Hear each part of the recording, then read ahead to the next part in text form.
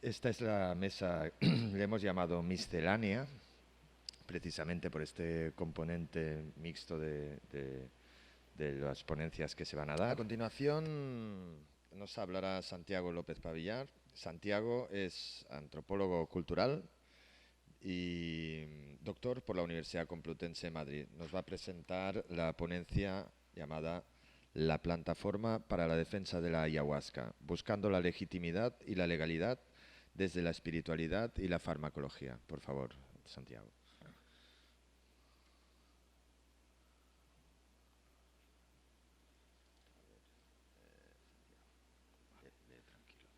Vale, gracias. Para pasar es aquí. Y para ponerlo en punto de cero. Vale, gracias. Buenas tardes. Es un gusto para mí estar aquí y poder hablarles de lo que dice ya el título, la plataforma para la defensa de la ayahuasca. La plataforma, hasta donde yo sé, es una asociación única en el mundo occidental, no tanto por los fines por los que fue creada, como por las particularidades de su forma de trabajar. Voy a leer este texto porque mi intención es tratar de dar bastante información concreta y el tiempo es limitado. ¿Qué es la plataforma? La plataforma es una asociación que se inscribe legalmente en el año 2011 y que tiene como objetivo principal la defensa del buen uso de la ayahuasca en España.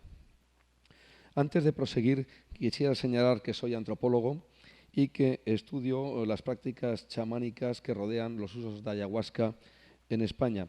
Y como justo cuando empiezan a celebrarse las primeras reuniones de esta plataforma, yo estaba haciendo trabajo de campo, me invitan a participar y ya por la propia dinámica de las reuniones y demás, pues al final acabé integrándome en la estructura de esta asociación y actualmente soy su secretario y mis funciones consisten pues las propias de un secretario.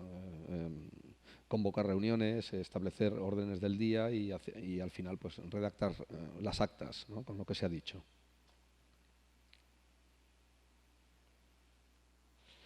Bien, las primeras ceremonias de ayahuasca que se celebran en España tienen lugar al sureste de España, en Almería, en un lugar llamado Babia, como es donde aparece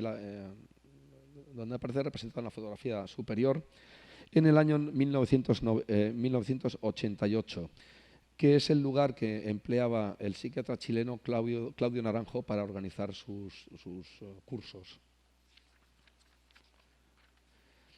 En estas ceremonias participa un brasileño llamado Dacio Mingrone, que desde entonces empieza a visitar España y es una de las primeras personas que empieza a organizar ceremonias de manera regular en Europa, en un lugar llamado Alcoete, Guadalajara, que es la fotografía inferior.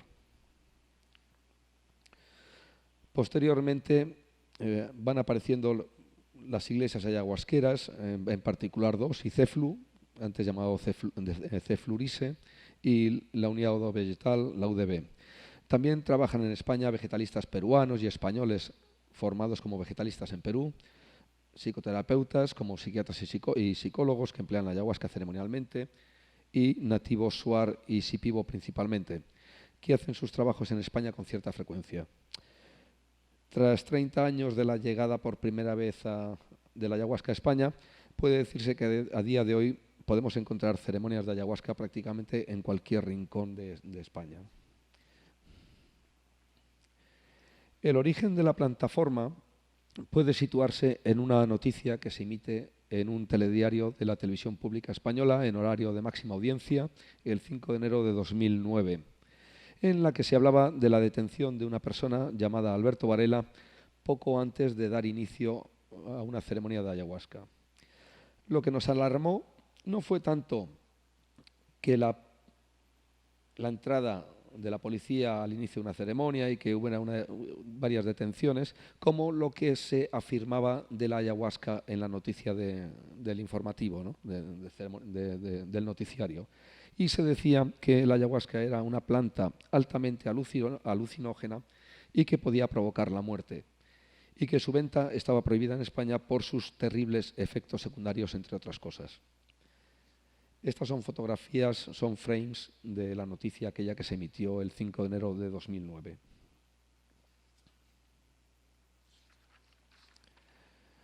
Una semana después de emitirse esta noticia por la televisión, se produce una primera reunión de un grupo de personas que dirigían ceremonias. No todas se conocían entre sí. Y lo que sí que tenían en común todas estas personas es que estaban de acuerdo en que había que dar algún tipo de respuesta para defender el buen nombre de la ayahuasca. Y en estas reuniones se habla ya de organizar una plataforma y se convocan nuevas reuniones para ir sumando más personas a esta iniciativa. Estas son fotografías de la tercera reunión que tiene lugar el 27 de febrero de 2009, en la que se empieza ya a redactar lo que empezó llamándose código deontológico. Y en esta reunión se pensaba, curiosamente, que la redacción de ese código deontológico iba a estar listo para la siguiente reunión. En fin, que iba a ser una cuestión fácil y rápida de hacer. En estas fotografías podemos ver a personas pertenecientes a muy distintas líneas de trabajo con la ayahuasca. Hay un Uwi Sinsuar, hay 2 miembros del Santo Daime, hay un mestre de la UDB que fue a las reuniones a título individual, no en representación de la UDB, sino a título propio. Nos podemos encontrar psiquiatras y también algún vegetalista español que formado en el área de Pucallpa.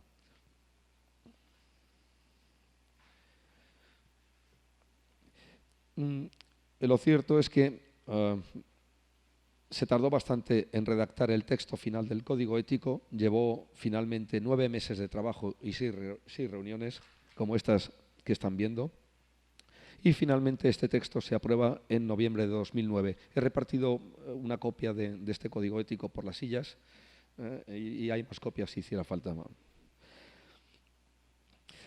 Tras aprobarse el código ético, se empieza a trabajar en la constitución de la plataforma como asociación.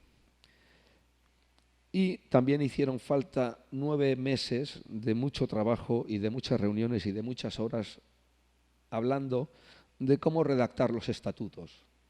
Es decir, empezaron a surgir problemas que nadie había pensado antes, ¿no? Eran problemas, eran cuestiones que estaban implícitas en el campo ayahuasquero, pero que nunca la gente se había nunca se había sentado a hablar de ellas. Por dar un detalle, por ejemplo, ¿qué se consideraba como ayahuasca? ¿No? Entonces, bueno, curiosamente surgieron ideas dispares acerca de lo que era la ayahuasca y la disparidad era tal que al final se presentaron unos estatutos sin dar una definición de lo que era la ayahuasca, ¿no? Es decir, inicialmente uno puede pensar que la ayahuasca no tiene claro lo que es, pero luego pues no es así cuando uno junta a personas que trabajan desde muy distintas líneas.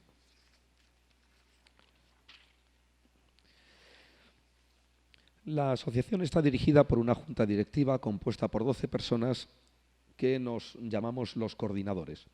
En la actualidad contamos con alrededor de 50 socios y socias que pagan una cuota mensual de 5 euros y los coordinadores nos reunimos de forma periódica, como puede verse en la fotografía de arriba.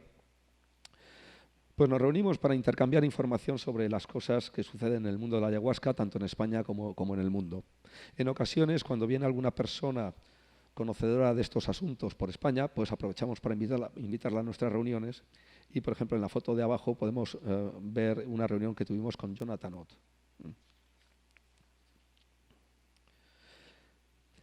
La primera de las particularidades de la plataforma es que está coordinada por un conjunto de personas que en su mayor parte son personas que dirigen ceremonias de ayahuasca y que pertenecen a muy distintas líneas de trabajo, como he señalado antes.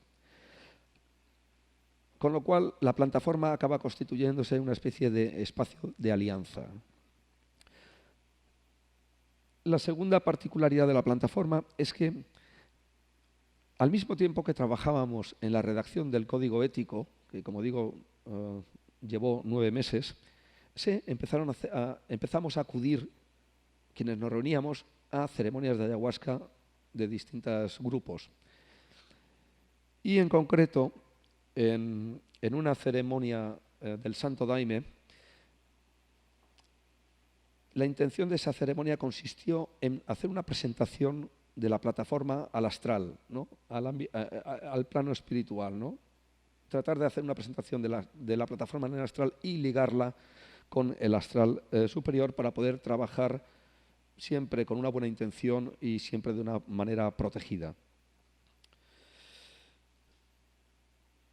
En la fotografía superior es una fotografía hecha después de una ceremonia en el Santo Daime, y la fotografía inferior recoge el momento posterior a una ceremonia con la UDB.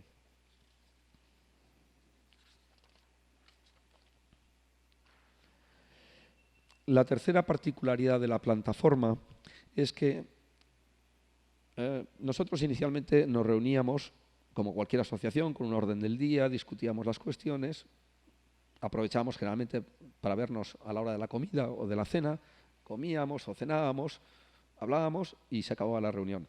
Pero con el tiempo empezamos a incorporar a las reuniones la celebración de ceremonias de ayahuasca, de tal forma que en ocasiones teníamos la reunión formal y luego teníamos la ceremonia de ayahuasca, o a veces nos reuníamos, tomábamos ayahuasca y empezábamos a hablar de los temas que habíamos llevado, o bien tenía lugar la ceremonia y después teníamos una larguísima conversación ya hasta la madrugada a veces, ¿no?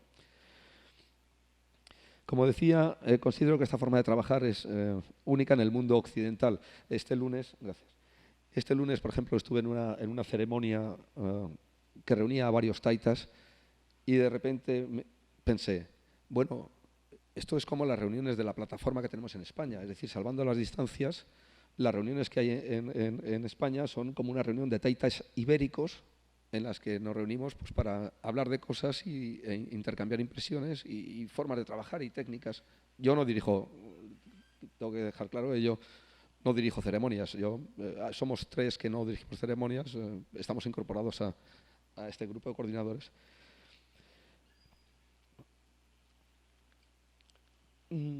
Cuando empezamos a tener estas reuniones, como por ejemplo como la que veis ahí en la fotografía, pues nos encontramos con que no conocíamos cuál era el formato ceremonial adecuado para juntarnos. Éramos personas de muy distintas líneas, cada uno trabajaba en su propia, digamos, como se dice en castellano, ¿no? Cada maestrillo tiene su librillo, cada uno tiene su propia energía, tiene su propia forma de entender el trabajo con la planta, y descubrimos pues, que había que encajar la forma de que fluyera la energía. Entonces, pues al principio teníamos conversaciones en las que tratábamos de establecer un esquema de trabajo.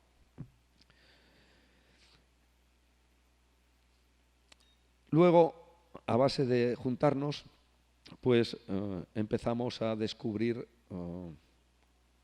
otras formas, ¿no? de llevar esas reuniones, y debo decir que me parece que llegamos a soluciones muy parecidas, por ejemplo, a las que vi en la reunión de taitas de este lunes. Es decir, ya no hace falta hablar entre nosotros, se deja que fluya la energía, ¿no? Eso sí, procuramos que sea siempre la misma persona la que abre y la que cierra la ceremonia, ¿no? Generalmente la primera hora hasta la segunda toma está llevada por una persona y luego a partir de la segunda toma se abre a la intervención de otras personas. Esto es un poco lo que yo sentí que se hacía este lunes pasado.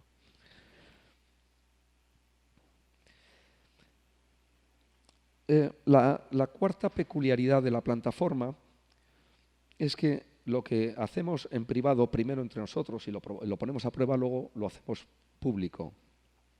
Por ejemplo, se decidió que sería bueno que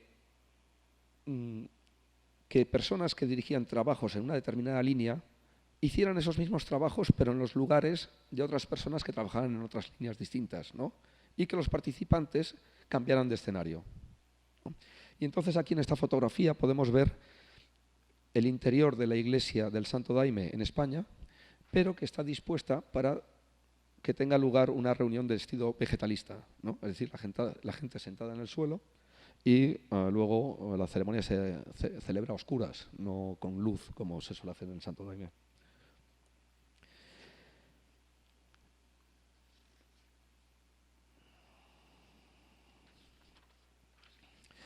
En lo referente a las actividades puramente públicas llevadas por nosotros, pues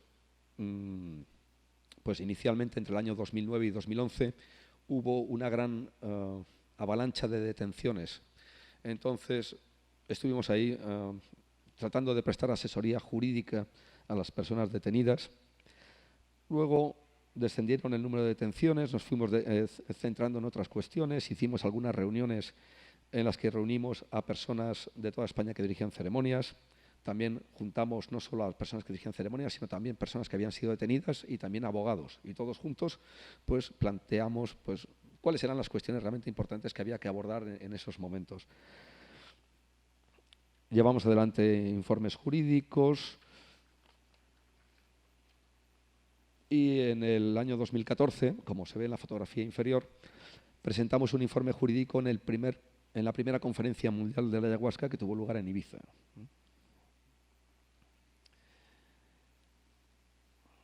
Este año de 2016, precisamente, ha sido un año que ha supuesto un punto de inflexión por partida doble, porque decidimos, un poco dicho de forma coloquial, salir del armario, ¿no? Y presentarnos públicamente, porque hasta ese momento la identidad de los coordinadores se había procurado, digamos, sencillamente no publicitarla. En España la ayahuasca no es ilegal, pero efectivamente se producen detenciones, entonces esto obliga a actuar siempre con prudencia. Entonces, siempre nuestra actitud ha sido la de ser prudentes y este año decidimos presentarnos públicamente pues porque coincidió que en distintas televisiones se emitieron varios programas de televisión en los que siempre se veían usos de ayahuasca en contextos absolutamente inadecuados. Entonces, nos vimos un poco impelidos a dar un paso al frente y tratar de mostrar a la opinión pública modelos alternativos buenos de uso de la ayahuasca, ¿no?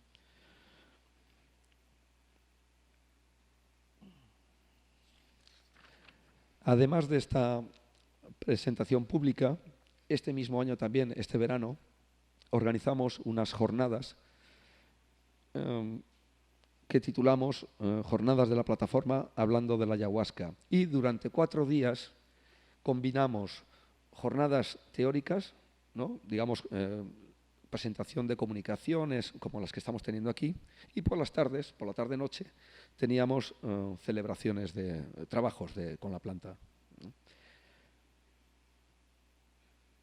Es decir, aquí, por ejemplo, en la fotografía superior se ve cómo por las mañanas nos reuníamos en un lugar que habíamos alquilado y ahí pues los distintos miembros de la plataforma presentábamos temas y por la tarde-noche se hacía una ceremonia. Y así lo hicimos durante 4 días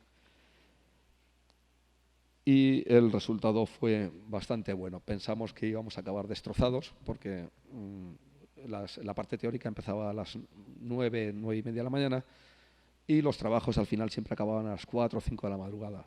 Entonces, pues teníamos 3 horas para dormir, 3 horas para un poco tratar de bajar, de aterrizar y de nuevo a las 9, 10 de la mañana pues empezar con la parte teórica. Y lo cierto es que el último día, el domingo, cuando hicimos una jornada de integración, pues yo personalmente, por ejemplo, no estaba...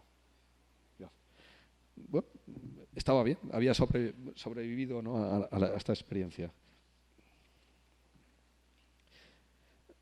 Ya para terminar, quisiera resaltar algunos puntos que me parecen especialmente relevantes. En primer lugar, destacar las peculiaridades de la plataforma y concretamente la idea de que nuestro discurso no es simple retórica, sino que está sostenido en un uso de la ayahuasca.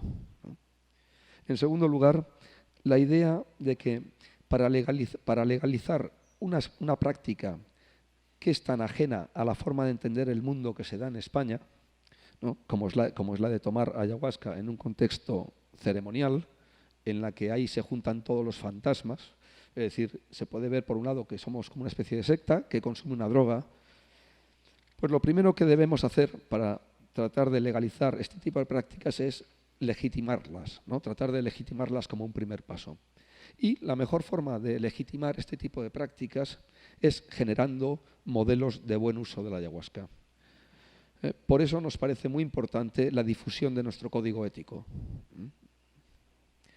A día de hoy, nuestra estrategia para tratar de legalizar desde un punto de vista jurídico estas prácticas pasan por buscar argumentos a partir del derecho de los pueblos indígenas a preservar y divulgar sus culturas, a la noción de la ayahuasca como patrimonio material e inmaterial de la humanidad y del derecho a la libertad religiosa que tenemos reconocida en la Constitución española. Pero bueno, habría que darle una segunda lectura para que se pudieran incorporar este tipo de prácticas. Por último, señalar que de cara al ámbito ayahuasquero español mantenemos lo que podría definirse como un principio de neutralidad. Es decir, nosotros como plataforma no organizamos ceremonias ni tampoco damos información de quién dirige ceremonias en España. Pues para evitar una cuestión, yo creo que salta a la vista, y es que ser acusados de que tenemos intereses partidistas por algo, ¿no? Es decir, y bien, esto ha sido un rápido resumen de lo que hemos hecho hasta este momento. Gracias.